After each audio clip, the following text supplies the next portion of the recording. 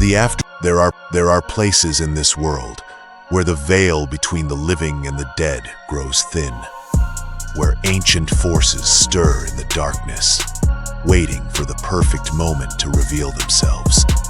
In a small village where the call to prayer echoes 5 times a day, where faith runs as deep as the roots of old trees, even the most devout can find themselves face to face with terrors that defy explanation.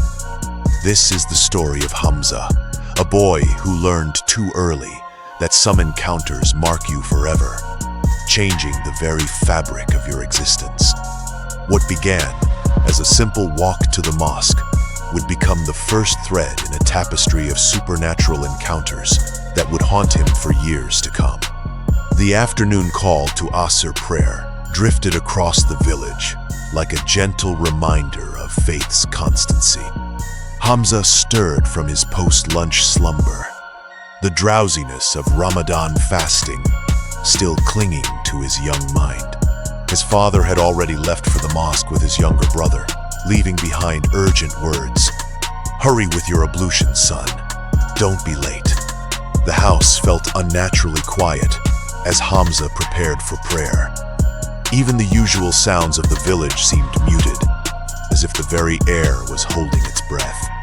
He stepped outside, the late afternoon sun casting long shadows across the courtyard, and began his walk toward the mosque.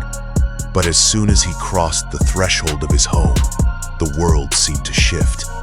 Standing not 50 paces away was a figure that defied every natural law Hamza had ever known.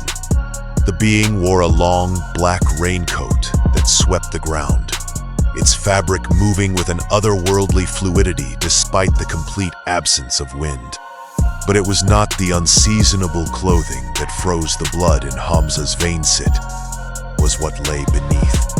Where a face should have been, there was only an abyss of blackness, so complete it seemed to devour light itself.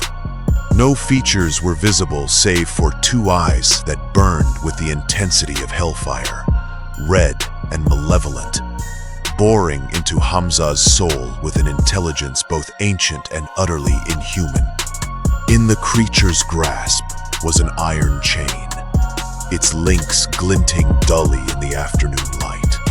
At the chain's end, a massive dog stood with preternatural stillness, a metal collar encircling its neck.